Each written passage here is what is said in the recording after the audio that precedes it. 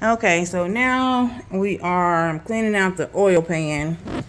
As you can see, it's really, really nasty. It's a lot of sludge in it. And trust me, it did not come from me not getting the oil change, because I get my oil change faithfully. Sometimes beforehand, a lot of times beforehand, just because of the issues that Kia has with their motors.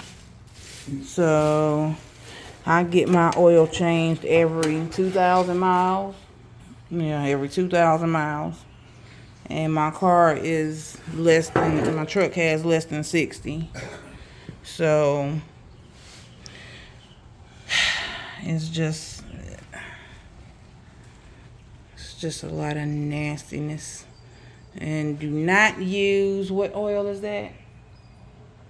Did you say don't use? No, what oil? Don't use Quaker State oil.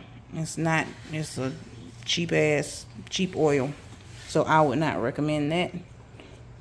But just showing you what the oil pan looks like before I clean it. I'm gonna do a before and after. So, alright.